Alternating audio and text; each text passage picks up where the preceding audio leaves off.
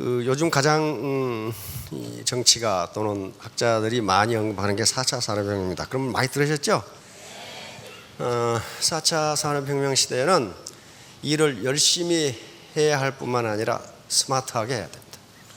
스마트하게 하지 않으면 골병만 들지 소득이 별로 없어요. 골병만 들어요. 스마트하게 안 하면. 그래서 지금 스마트워크라는 말이 이제 계속적으로 나오기 시작합니다. 그런데 스마트하게 하려면은 어떻게 해야 돼요? 새로운 정보와 지식을 계속 받아들여야 돼요. 안다고 하지 말고 받아들여야 돼요.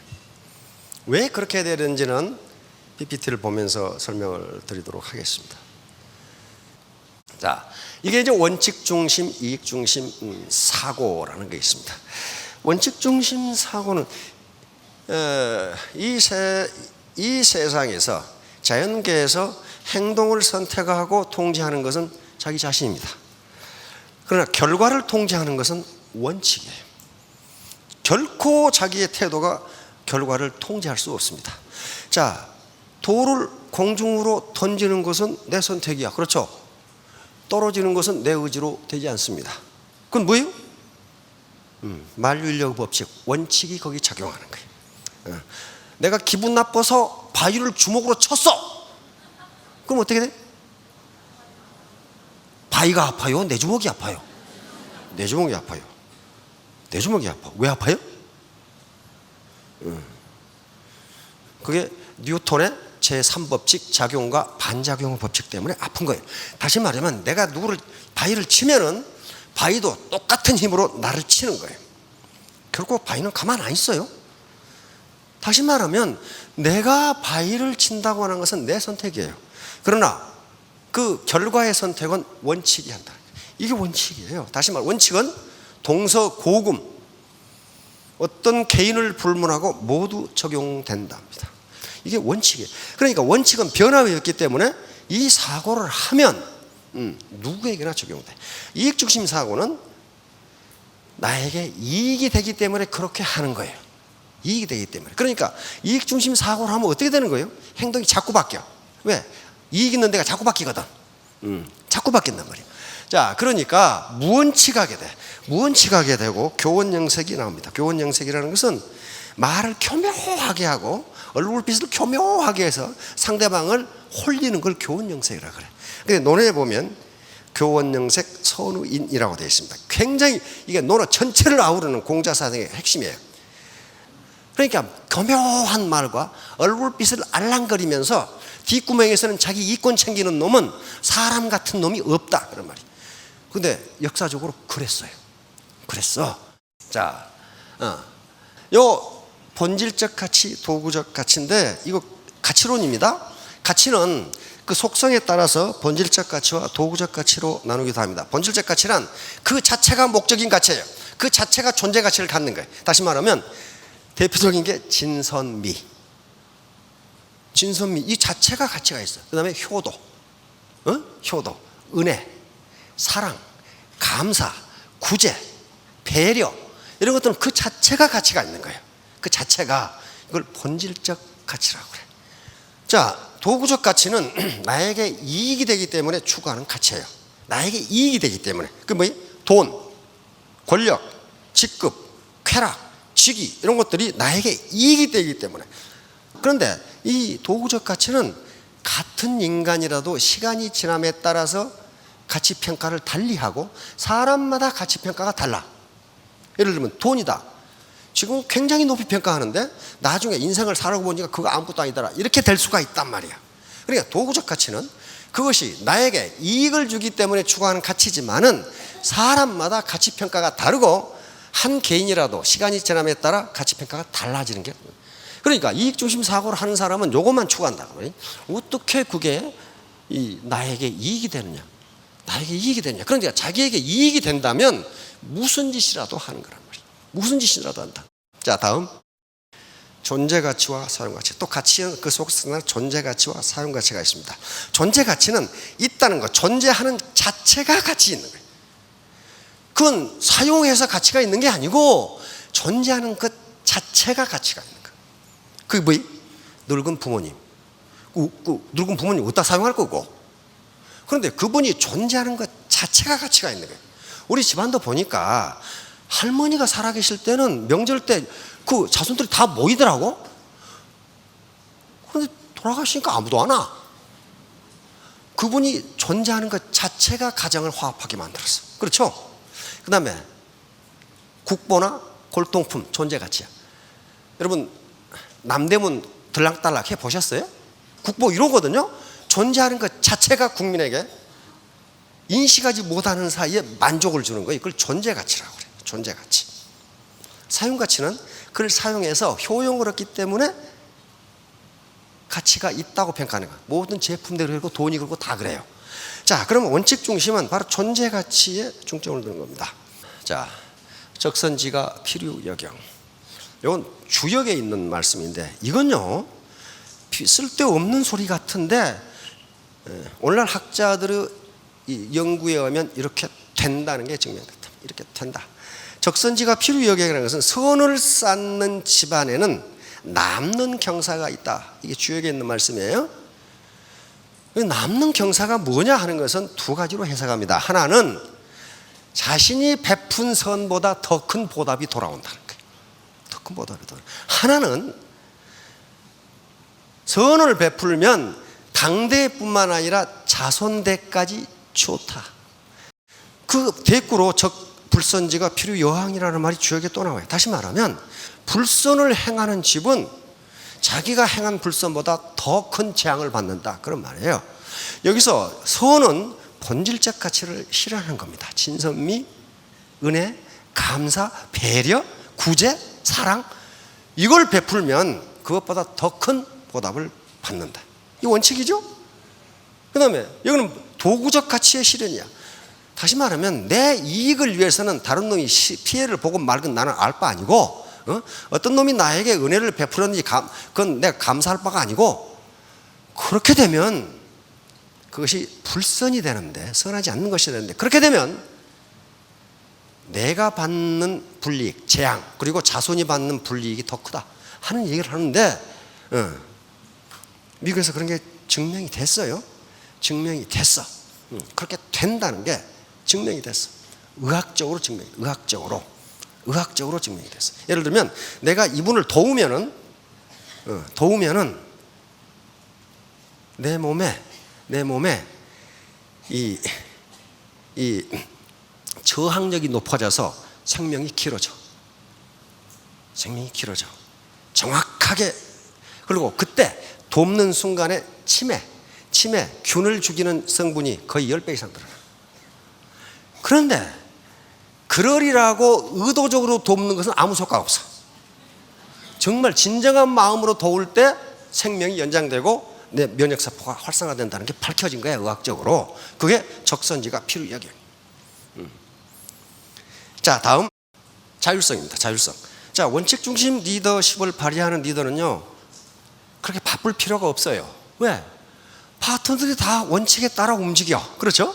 원칙에 따라 움직이니까 원칙을 교육시켜 놓으면은 리더가 크게 바빠야 할 이유가 없으니까 일과 삶이 조화되면서 균형 잡힌 삶을 살 수 있다. 대신 이익 중심 리더십을 발휘하는 조직은 어떻게 되냐? 그놈의 이익이라는 게 어디 갔는지 잘 찾아봐야 돼. 잘 찾아봐야 되니까 행동에 일관성이 없어. 그러니까 리더가 언제 어떤 지시를 할지 모르니까 항상 바쁘고 긴장돼 있어. 그러니까 그 조직은 치리멸렬하게 돼. 매번 지시가 바뀌어. 매번. 이런 얘기입니다. 자, 다음 주자시입니다. 주자의 시 잘 감상해 보기 바랍니다. 작야 강변 춘수생. 지난밤에 강가에 봄물이 늘어나니, 춘수니까 봄물이 늘어나니 몽충 거함 일모경. 몽충은 중국의 군함을 몽충이라고 그러는데 거대한 군함이 터럭처럼 가볍네. 터럭처럼 가볍네. 향내 왕비 초일약. 지금까지 그걸 힘들어 꺼내려고 했는데 왜? 뻘에 처박혀 있으니까. 그렇죠? 그런데 금일 중류 자제행. 오늘 한가운데 저절로 떠다니네. 자, 가만히 보세요. 지금 군함이 뻘에 처박혀 있으니까 그걸 끌어내려고 하는데 못 끌어내. 그런데 밤에 봄비가 내려서 물이 차니까 저절로 떠올라. 자, 요게 몽충이라는 군함입니다. 중국 옛날 군함인데, 자, 순리, 원칙에 따르면 어려운 문제도 쉽게 풀린다.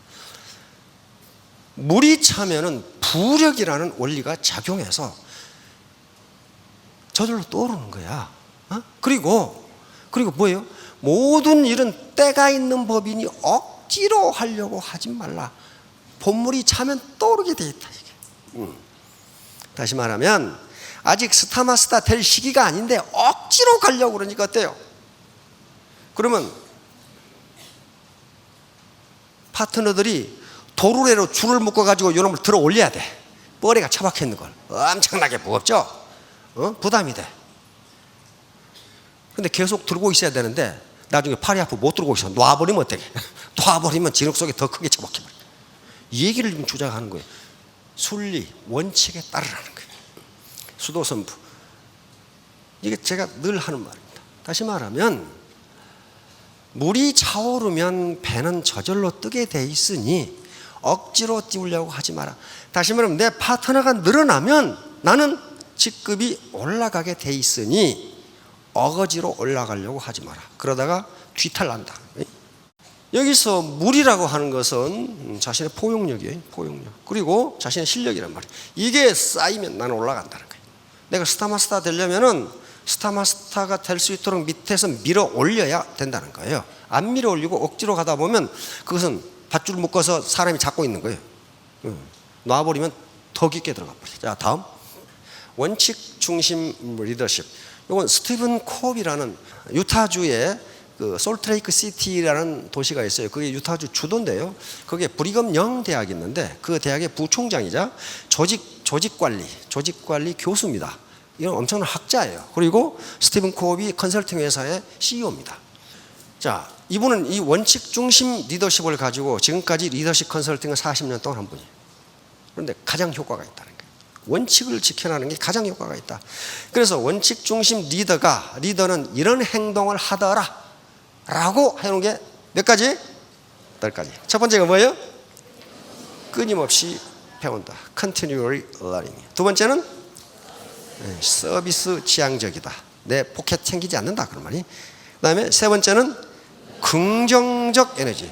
이 사람 옆에 가면 긍정적 에너지가 나온다.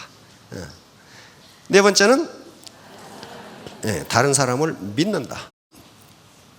그 다음에 균형 잡힌 삶을 산다. 여기서 균형 잡힌 삶이란 일과 삶을 조화시킨다는 거예요.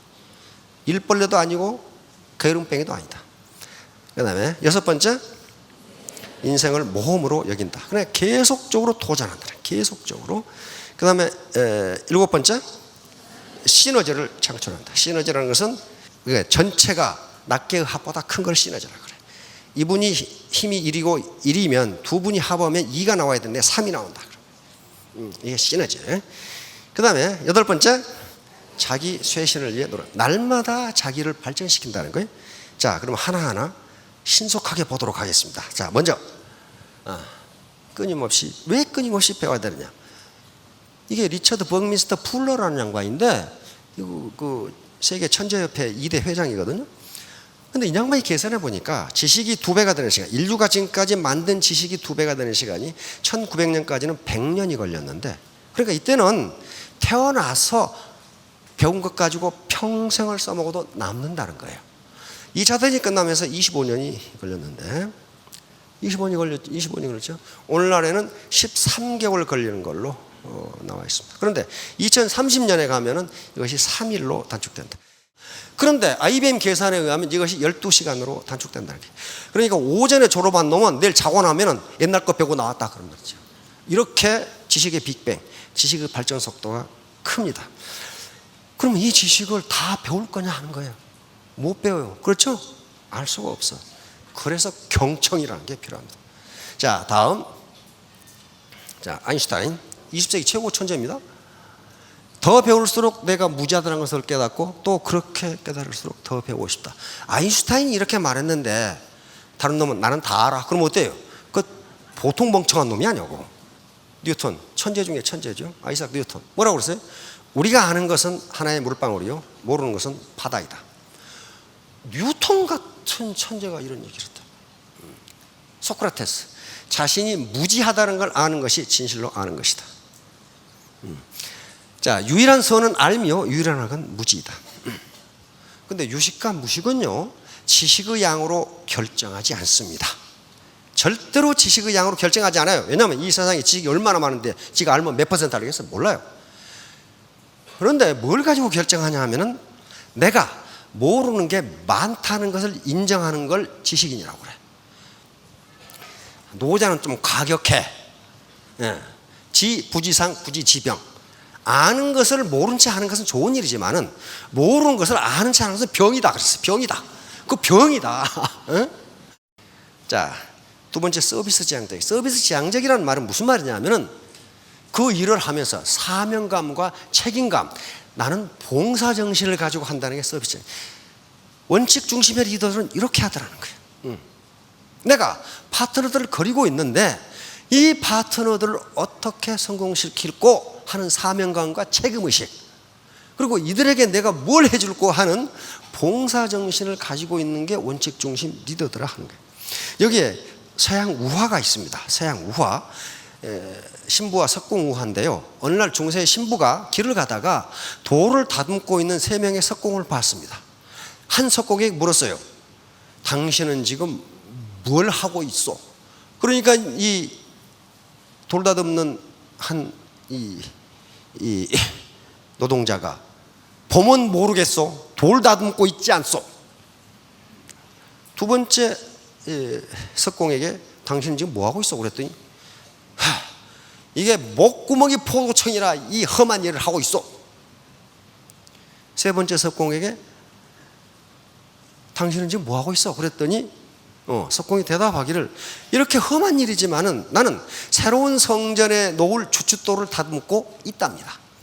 그리고 앞에 비전을 가지고 있어. 내가 돌을 다듬으면 우리가 새로 지을 성전의 주춧돌이 된다. 그러면 누가 더 일을 빨리 더 멋있게 하겠냐 그 말이. 사명감과 책임감을 가진 사람이 더 잘해요. 애터미도 똑같아요. 애터미에도 세 부류가 있는데 지가 뭘 하는지도 몰라. 지금 본질을 몰라. 로고스를 모르니까 그래. 두 번째는 하는 수 없이 목구멍이 포도책을 하는데 이 사람은 이익중심 사고를 합니다. 뭘 하면 내 소득이 올라갈고, 어떤 놈이 피해를 보고 말건 I don't know, 나는 모르겠고. 세 번째, 사명감과 책임의식을 가진 사람. 내가 하는 일이 비록 다단계지만은 내 파트너를 성공시키고 우리 국가 경제에 기여한다. 그리고 잡을 만들어낸다. 이런 것을 가지고 하면 이 사람이 성공이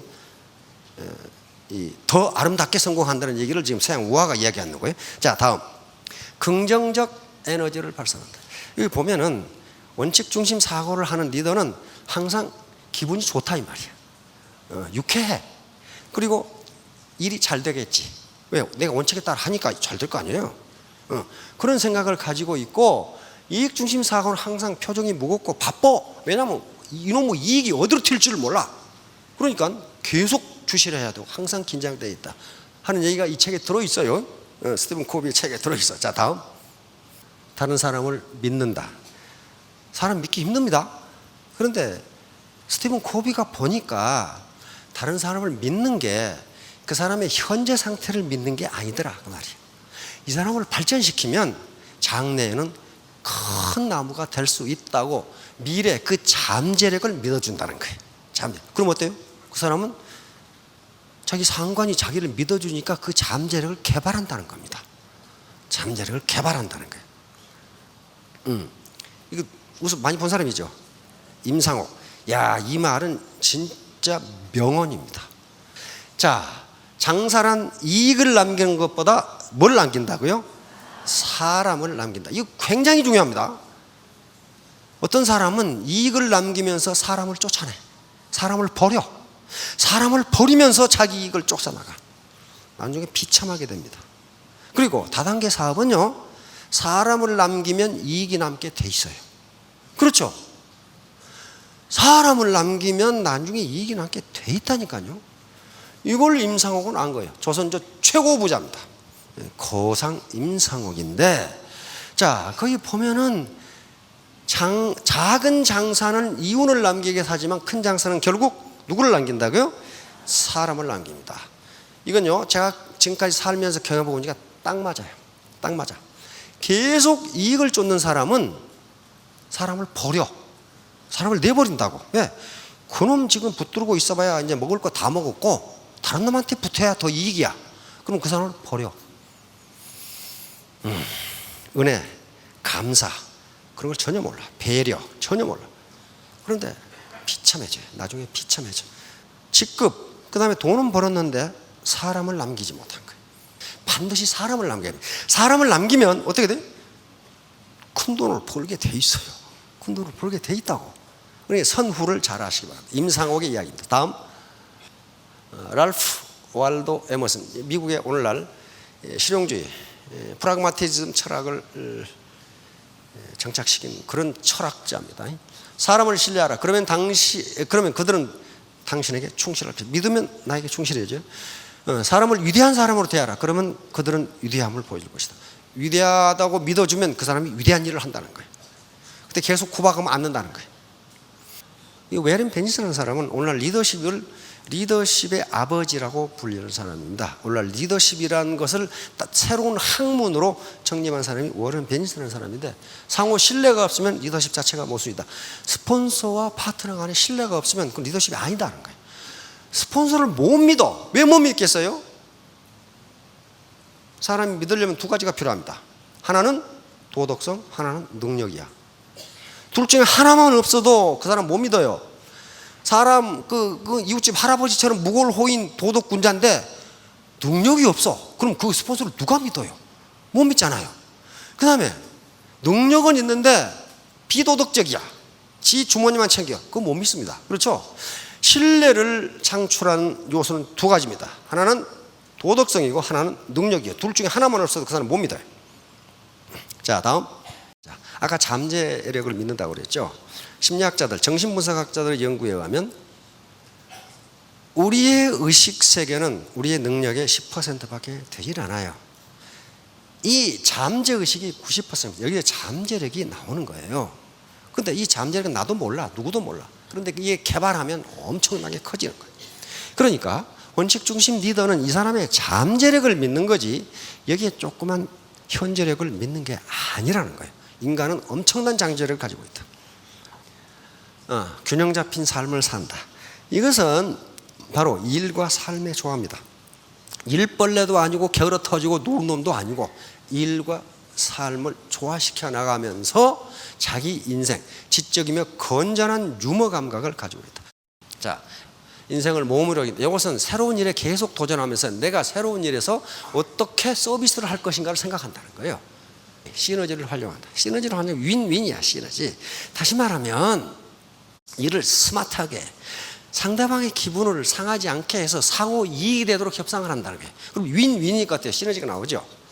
자기 파트너하고도 윈윈을 기한단 말이에요. 내가 내 이익을 위해서 파트너를 뜯어먹는 것이 아니고 파트너가 내 이익을 위해서 스폰서를 뜯어먹는 것이 아니고 상호 이익이 되도록 일을 해나가는 게 왜? 이 사람은 원칙을 지키니까 그렇다면 원칙. 이익 중심이면은 자기 이익만 챙기겠죠. 그렇죠? 그런 얘기예요. 자, 다음. 자기 세신 여러 가지가 있습니다. 머리 세신, 몸 세신. 운동하는 것도 세신이에요. 운동하는 거 세신이고 계속 강의를 듣고 책을 읽는 거 쇠신입니다. 이렇게 하지 않으면 완전히 고물딱지 돼버려요. 자, 원칙은 자연법칙입니다. 자연법칙은 누구도 어길 수가 없어요. 원칙에 따르면 또 파트너들을 원칙에 따라 행동하도록 하면 스폰서가 편해.